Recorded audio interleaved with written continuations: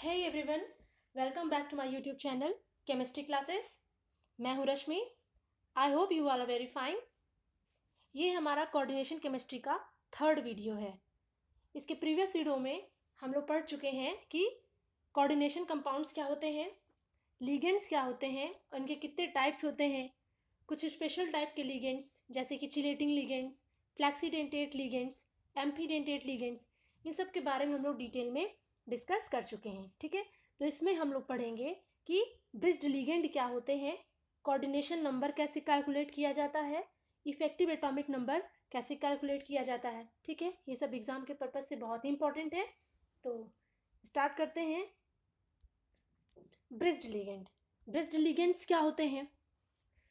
जब कोई लिगेंड एक से अधिक मेटल के साथ जुड़ा हुआ होता है तो उस लिगेंड को ब्रिज्ड लिगेंड कहेंगे। ठीक है, फॉर एग्जाम्पल जैसे कि ये एक लिगेंड है।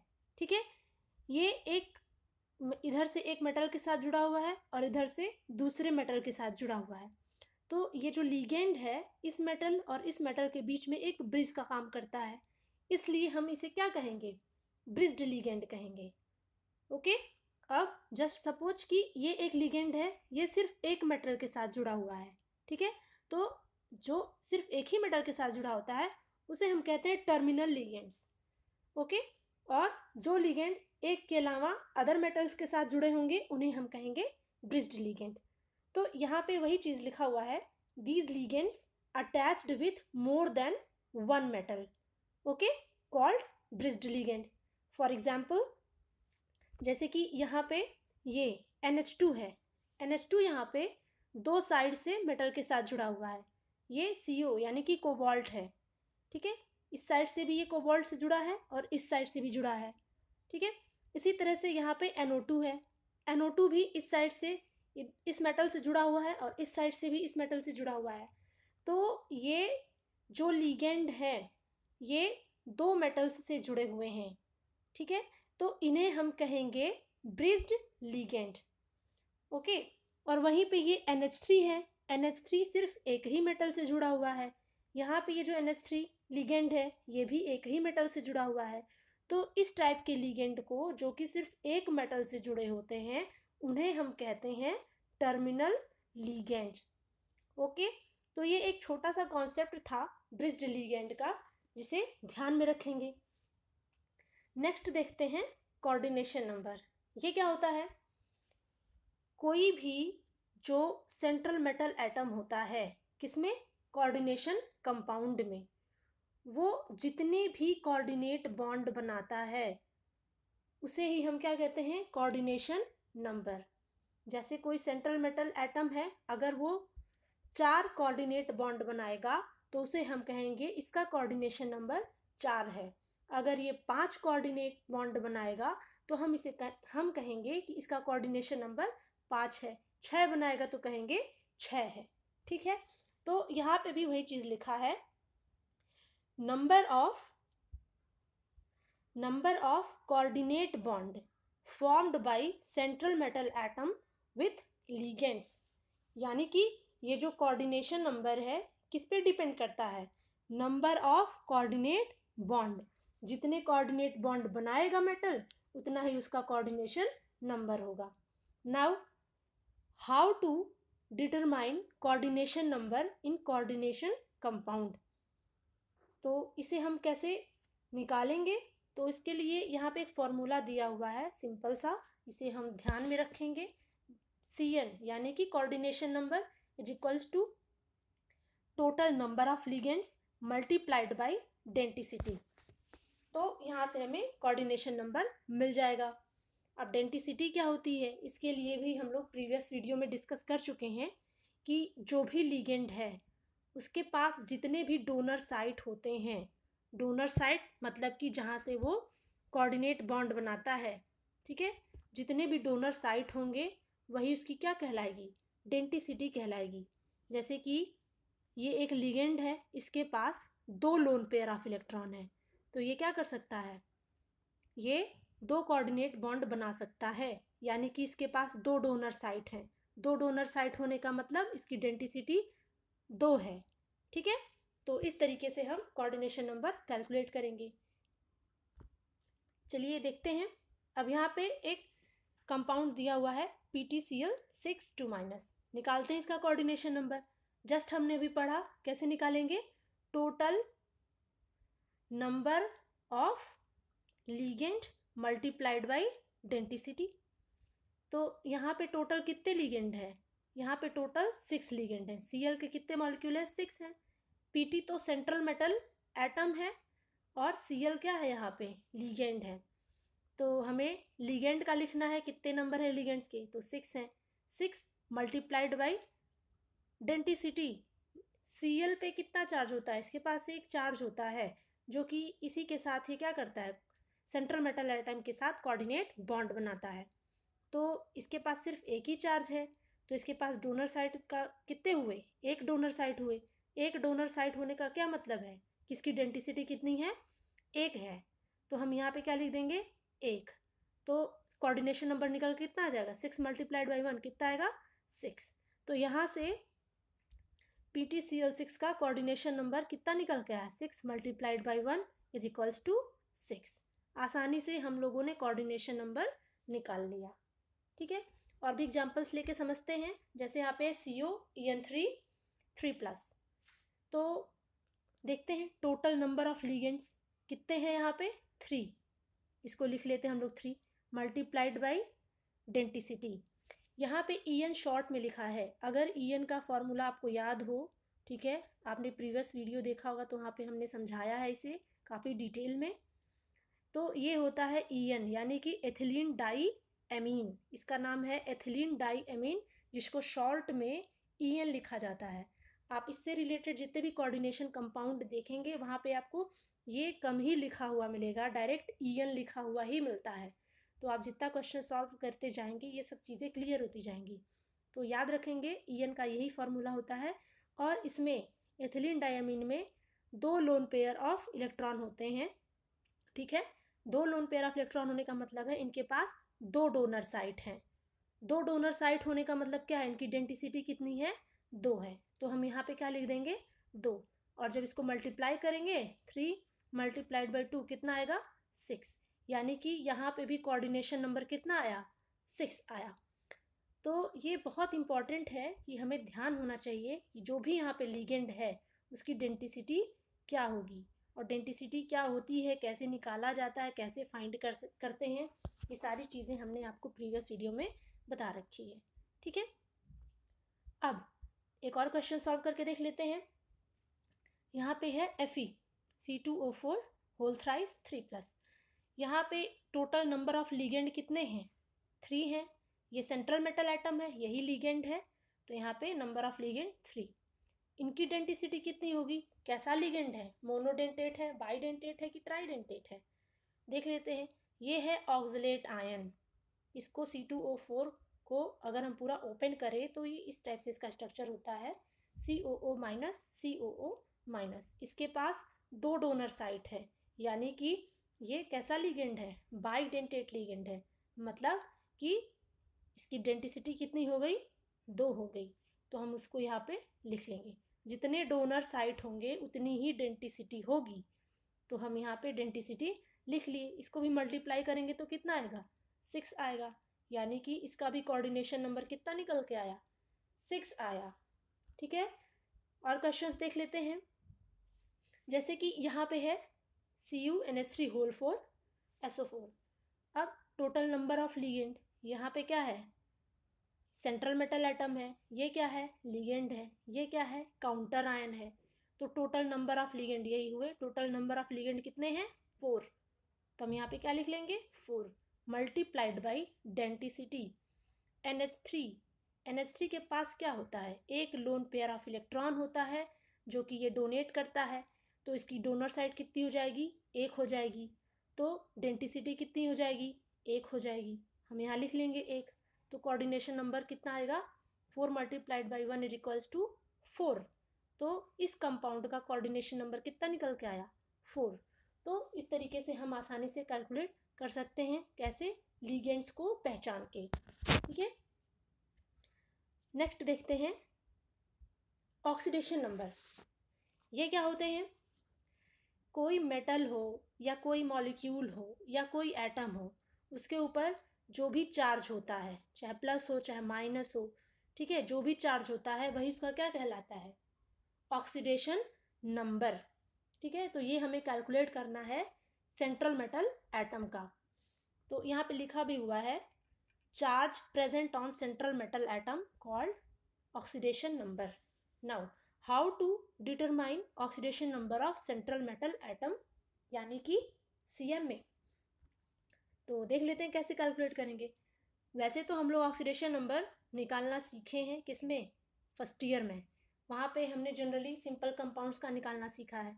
ये एक टाइप का कॉम्प्लेक्स कंपाउंड है, ठीक है, जिसमें लिगेंड्स भी होते हैं।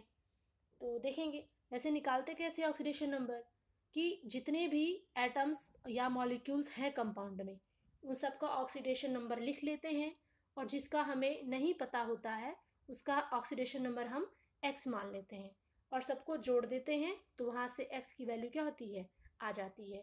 ठीक है, तो निकाल के देखते हैं कैसे निकलेगा। अब जैसे कि यहाँ पे Fe है, Fe का हमें निकालना है ऑक्सीडेशन नंबर। Fe यहाँ पे क्या है, Fe यहाँ पे सेंट्रल मेटल एटम है, इसी का हमें निकालना है। निकाल लेते हैं। K4, K पे कितना चार्ज होता है, +1, तो +1 चार्ज यानी कि इसका ऑक्सीडेशन नंबर कितना हो गया, +1। कितने के मॉलिक्यूल हैं, 4, तो 4 × 1, ठीक है, प्लस Fe का हमें निकालना है, तो इसको हम कितना लिख लेंगे, x, प्लस यहाँ पे क्या है, Cn पे कितना चार्ज होता है, -1, तो -1 होता है, और कितने मॉलिक्यूल हैं इसके, 6, तो लिख लेंगे 6 × -1, ठीक है, इज इक्वल्स टू 0। अब जब यहाँ से हम x कैलकुलेट करेंगे तो कितना आएगा, ये 4 हो गया, ये -6 हो गया, -6 में से 4 क्या करेंगे, निकालेंगे, तो कितना बचेगा, -2। ये -2 हम इधर ट्रांसफ़र कर देंगे तो क्या हो जाएगा, +2। तो यहाँ से Fe का ऑक्सीडेशन नंबर कितना निकल के आया, +2। ओके, तो इस तरीके से हम बाकी के भी निकाल लेंगे ऑक्सीडेशन नंबर। अब जैसे कि यहाँ पे Cu का निकालना है, निकाल लेते हैं Cu का भी। Cu का क्या मान लेंगे ऑक्सीडेशन नंबर, x मान लेंगे। ओके, NH3 क्या है, NH3 एक न्यूट्रल मॉलिक्यूल है। NH3 के पास सिर्फ एक लोन पेयर ऑफ इलेक्ट्रॉन होता है, ठीक है। अब एक चीज़ यहाँ पे आप ध्यान रखेंगे कि जब हम कोऑर्डिनेशन नंबर निकालते हैं तो ये देखते हैं कि जो लिगेंड है उसकी डेंसिटी कितनी है, मतलब कि उसके पास डोनर साइट कितने हैं। अब वो डोनर साइट चाहे लोन पेयर ऑफ इलेक्ट्रॉन के फॉर्म में हो या चार्ज के फॉर्म में हो, हम कहेंगे इस लिगेंड के पास यहाँ पे 2 डोनर साइट है, तो डेंसिटी 2 होगी, और हम दोनों को काउंट करते हैं, ठीक है। बट जब हम यहाँ पे ऑक्सीडेशन नंबर निकालते हैं तो हम क्या काउंट करते हैं, हम चार्ज काउंट करते हैं, ठीक है। अगर कोई लिगेंड है उसके पास सिर्फ एक लोन पेयर ऑफ इलेक्ट्रॉन है, तो इसके पास डोनर साइट तो एक है, लेकिन इसके पास चार्ज क्या है, 0 है, कोई चार्ज नहीं है, ठीक है। तो ऑक्सीडेशन नंबर इसका क्या हो जाएगा, 0 हो जाएगा, पर डेंसिटी कितनी हो जाएगी इसकी, 1 हो जाएगी। तो ये छोटी सी चीज़ ध्यान में रखेंगे। सिंपल, जैसे कि NH3 है, अगर NH3 का डेंसिटी पूछे तो इसके पास एक लोन पेयर ऑफ इलेक्ट्रॉन है, डेंसिटी तो 1 हो जाएगी, पर अगर इसका ऑक्सीडेशन नंबर पूछे तो वो कितना हो जाएगा, 0 हो जाएगा। क्यों, क्योंकि इसके पास कोई चार्ज नहीं है। तो जब हम कोऑर्डिनेशन नंबर और ऑक्सीडेशन नंबर कैलकुलेट करेंगे तो इस बात का ध्यान रखेंगे, ठीक है। यहीं पे बच्चे मिस्टेक करते हैं, इसलिए आप लोग यहाँ पे ध्यान रखेंगे। तो हम कैलकुलेट कर लेते हैं। यहाँ पे Cu का मान लेंगे कितना, x। NH3 न्यूट्रल मॉलिक्यूल है, चार्ज इस पे 0 होता है, तो इसका ऑक्सीडेशन नंबर कितना हो जाएगा, 0। 4 से मल्टीप्लाई करेंगे तो भी कितना आएगा, 0। अब SO4 का ऑक्सीडेशन नंबर कितना होता है, इस पे -2 चार्ज होता है, इसलिए इसका ऑक्सीडेशन नंबर भी कितना होगा, -2, ठीक है। तो यहाँ से x की वैल्यू क्या आ जाएगी, -2 को इधर ट्रांसफ़र करेंगे तो हो जाएगा +2। तो ये निकल के आ जाता है ऑक्सीडेशन नंबर किसका, Cu का। नेक्स्ट देख लेते हैं। नेक्स्ट है ये compound COEN whole twice F2ClO4, इनका भी हम निकाल के देख लेंगे। Cu का निकालना है कोबाल्ट का, तो देख लेते हैं। इसका मान लेते हैं ऑक्सीडेशन नंबर x, ठीक है, प्लस En अभी जस्ट हम लोगों ने डिस्कस किया था, तो क्या आया था, यही था इसका फॉर्मूला। ये भी, इसके पास कितने चार्ज होते हैं, इसके पास भी एक भी चार्ज नहीं होते हैं, इसके पास भी सिर्फ 2 लोन पेयर ऑफ इलेक्ट्रॉन होता है। डेंसिटी तो 2 होती है पर चार्ज इस पे 0 होता है, ठीक है। तो यहाँ चार्ज, कोई चार्ज नहीं है, तो क्या लिखेंगे, ऑक्सीडेशन नंबर इसका 0 लिखेंगे। 2 से मल्टीप्लाई करेंगे तो 0 ही आएगा, तो यहाँ हम कितना लिख लेते हैं, 0, प्लस F है, F पे कितना चार्ज होता है, -1 चार्ज होता है, ठीक है। तो ऑक्सीडेशन नंबर इसका कितना हो जाएगा, -1। यहाँ पे 2 मॉलिक्यूल है तो 2 से मल्टीप्लाई कर देंगे, 2 मल्टीप्लाइड बाई -1, प्लस ये क्या है, ClO4 पे कितना चार्ज होता है, इस पे भी -1 चार्ज होता है। ये सारी चीज़ें आपको याद रखनी पड़ेंगी, ठीक है। -1 चार्ज होता है तो ऑक्सीडेशन नंबर भी इसका कितना हो जाएगा, -1 हो जाएगा, ठीक है। यहाँ पे लिख लेते हैं -1 इज इक्वल्स टू 0। अब x कैलकुलेट करेंगे ऑक्सीडेशन नंबर, तो कितना आ जाएगा, -2 -1 कितना हो जाएगा, -3, और जब इसको इक्वल के उधर ले जाएंगे तो कितना हो जाएगा, +3। तो यहाँ से CO का ऑक्सीडेशन नंबर कितना आया, +3। तो इस तरीके से हम ऑक्सीडेशन नंबर आसानी से कैलकुलेट कर सकते हैं, ठीक है। यहाँ पे एक और दिया हुआ है, इसको भी देख लेते हैं। CO, यहाँ पे भी कोबाल्ट ही दिया हुआ है, x मान लेंगे, ठीक है। En अभी जस्ट हमने कैलकुलेट किया, कितना आया था ऑक्सीडेशन नंबर इसका, 0 आया था। Cl पे कितना चार्ज होता है, -1, तो ऑक्सीडेशन नंबर कितना हो जाएगा, -1, प्लस ONO, इस पे भी चार्ज जो होता है वो -1 ही होता है, चाहे ONO लिखो चाहे NO2 माइनस लिखो, इस पे भी चार्ज कितना हो गया, -1, ठीक है। x निकालेंगे कितना हो जाएगा, -1 और -1 -2, इसको इधर ले जाएंगे हो जाएगा +2। तो यहाँ से भी इसका ऑक्सीडेशन नंबर कितना आया, +2, ठीक है। अब आप ये सोच रहे हैं कि हम कैसे याद रखेंगे, -1 इस पे होता है, इस पे -1 होता है, तो इसके लिए हमने प्रीवियस वीडियो में चार्ट बनाया है। चार्ट में इन सबको हमने लिखा हुआ है, उसके ऊपर कितना चार्ज होता है ये भी बताया हुआ है। तो आप जा करके वहाँ पे एक बार चार्ट ज़रूर देखें और याद रखने की कोशिश करें किसके ऊपर कितना चार्ज होता है, कौन सा किस टाइप का लिगेंड है, ठीक है। क्योंकि ये आपको बताने नहीं आएंगे, ना ही इनके ऊपर टैग लगा हुआ है कि इनके ऊपर कितना चार्ज है, ठीक है। तो वो आपको याद रखना पड़ेगा, ओके। तो यहाँ पे कुछ क्वेश्चंस और हैं, इसे आप नोट कर लीजिए और खुद से सॉल्व करने की कोशिश कीजिए, ठीक है। और जो भी आंसर आता है हमें कमेंट बॉक्स में बताइए, ठीक है। नेक्स्ट देखते हैं क्या है, इफेक्टिव एटॉमिक नंबर, ये क्या होते हैं, इनके बारे में भी देख लेते हैं। It tells about the stability of compound, okay. ये हमें बताते हैं कि जो भी कोऑर्डिनेशन कंपाउंड है वो कितना स्टेबल है। Second point, compounds having effective atomic number nearest to noble gas configuration are more stable.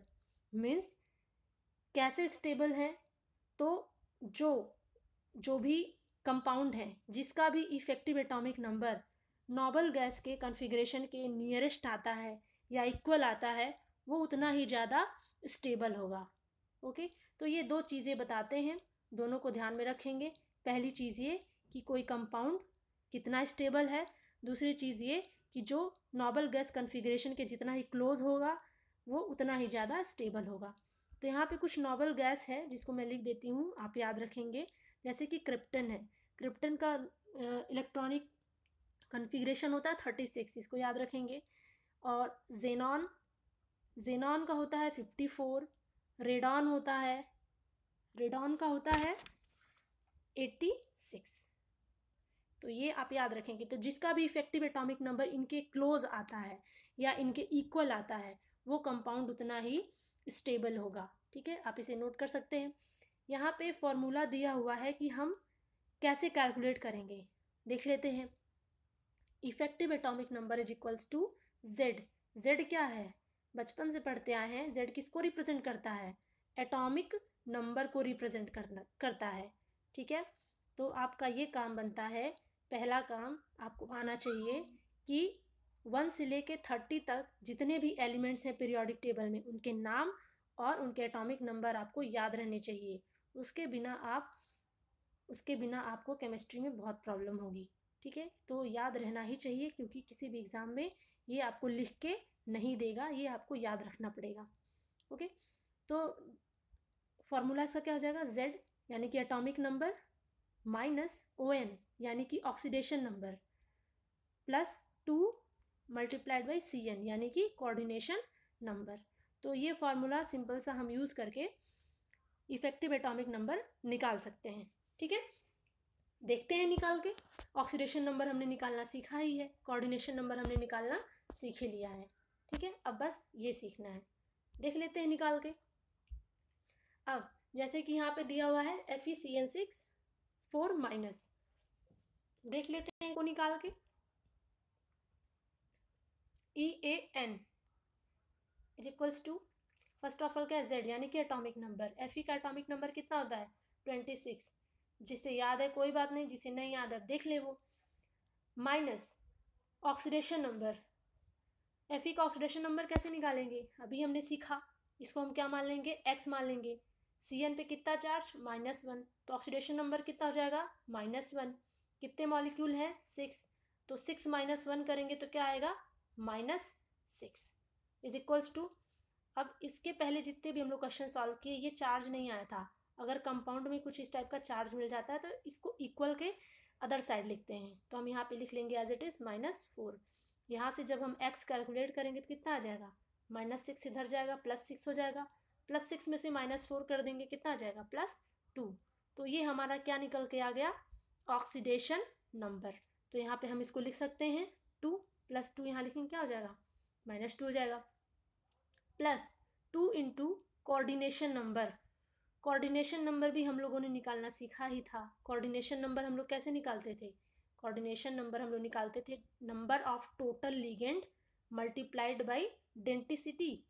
तो यहाँ पे लिगेंड कौन है, CN है। कितने टोटल लिगेंड्स हैं 6 हैं, तो हम यहाँ पे क्या लिख लेते हैं 6 लिख लेंगे। CN की डेंटिसिटी क्या होगी, इसके ऊपर एक ही चार्ज होता है, तो इसका डोनर साइड 1 हो गया, तो डेंटिसिटी भी कितनी हो गई 1 हो गई, तो 1 लिख लेंगे। कैलकुलेट करेंगे तो कितना आएगा 6 आएगा, यानी कि कोऑर्डिनेशन नंबर कितना आया 6। यहाँ हम कितना लिख लेंगे 6। अब जब इन्हें हम सॉल्व करेंगे तो कितना आएगा 6 2 ज़ा 12, 12 में से 6 2 ज़ा 12, 12 में से 2 माइनस करेंगे 10, 10 को इसमें ऐड करेंगे कितना आ जाएगा 36, यानी कि इफेक्टिव एटॉमिक नंबर कितना आया यहाँ पे 36। क्लियर है, एक और समझ लेते हैं सॉल्व करके। जैसे कि ये यहाँ पे इसका EAN निकाल लेते हैं, कैसे निकालेंगे, जैसे कि एल्यूमिनियम, अभी हमने जस्ट फार्मूला पढ़ा, Z minus oxidation number plus 2 coordination number. तो इसका एटॉमिक नंबर कितना हो जाएगा 13 माइनस ऑक्सीडेशन नंबर कितना होगा निकाल लेंगे। यहाँ पे मैं शॉर्ट में निकाल देती हूँ, अब तो आप निकालना सीख गए होंगे। C2O4 पे चार्ज कितना होता है -2, तो इसका ऑक्सीडेशन नंबर कितना हो जाएगा -2। तो 3 से इसे मल्टीप्लाई करेंगे, 3 मॉलिक्यूल है ना इसलिए मल्टीप्लाई करेंगे, 3 2 ज़ा 6, यानी कि कितना आएगा -6 आएगा।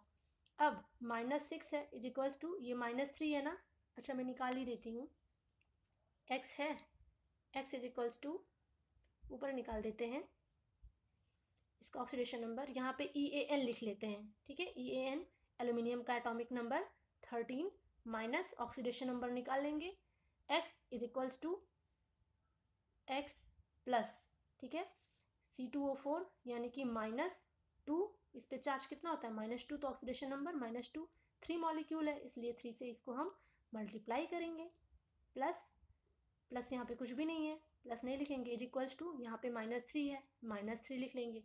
यहाँ से जब x कैलकुलेट करेंगे कितना आएगा ये -6 को इधर भेजेंगे कितना हो जाएगा +6 में से -3 कर देंगे कितना बचेगा +3, तो ये हो जाएगा x इज इक्वल्स टू +3। ये क्या निकल के आ गया ऑक्सीडेशन नंबर, तो हम यहाँ पे लिख लेते हैं 3, प्लस है तो यहाँ माइनस हो जाएगा, प्लस 2 कोऑर्डिनेशन नंबर। अब कोऑर्डिनेशन नंबर भी इसका हम निकाल सकते हैं, डेंटिसिटी कितनी आई -2 है तो डेंटिसिटी कितनी हो जाएगी 2 हो जाएगी, -2 का मतलब क्या हुआ, इसके पास 2 डोनर साइट है, ठीक है। तो डेंसिटी हो गई 2 और नंबर ऑफ टोटल लिगेंड कितने हैं 3, तो यहाँ हम लिख लेंगे 3, कितना आएगा 6। तो यहाँ पे कोऑर्डिनेशन नंबर कितना आ गया 6 आया, ठीक है। ये फॉर्मूला हो गया, कैलकुलेट करेंगे कितना आएगा 6 2 जा 12, 12 में से 6 2 जा 12, 12 में से 3 माइनस कर देंगे 9 आ जाएगा, 13 में 9 को ऐड कर देंगे कितना आ जाएगा 22, यानी कि इसका जो इफेक्टिव एटॉमिक नंबर निकल के आया कितना आया 22। ओके, और भी कई सारे क्वेश्चंस हैं। अब जैसे ये है, इसको कैलकुलेट करके देख लेते हैं। ये है इसका EAN निकालेंगे। पहले तो इसका हम क्या लिखेंगे एटॉमिक नंबर, कोबाल्ट है, कोबाल्ट का एटॉमिक नंबर होता है 27, ठीक है, minus oxidation number, oxidation number फिर निकाल लेंगे x से, ठीक है। x का यूज़ करके x हो जाएगा x प्लस NH3 न्यूट्रल है, चार्ज 0 होता है, तो 6 का मल्टीप्लाई करेंगे भी तो कितना आएगा 0 आएगा, इज इक्वल्स टू कितना है +3।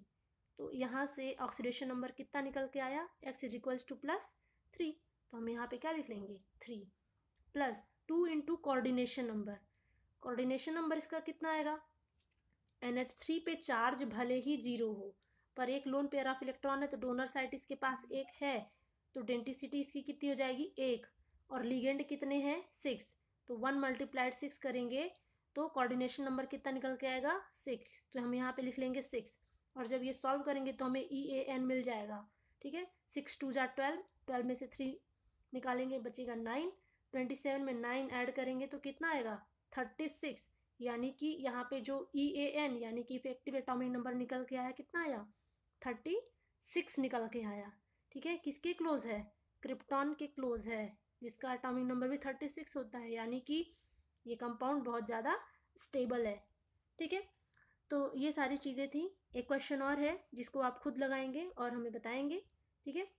यहाँ पे -2 नहीं है, यहाँ पे +2 है, ठीक है। इस चीज़ को आप थोड़ा सा करेक्ट कर लेंगे, -2 नहीं 2 प्लस है, और इसको आप खुद लगा के हमें बताएंगे। इसका आंसर भी आप हमें कमेंट बॉक्स में कमेंट करेंगे, ठीक है। तो ये था आज का वीडियो। अगर आपको पसंद आया हो तो लाइक शेयर और सब्सक्राइब ज़रूर करें। Thank you.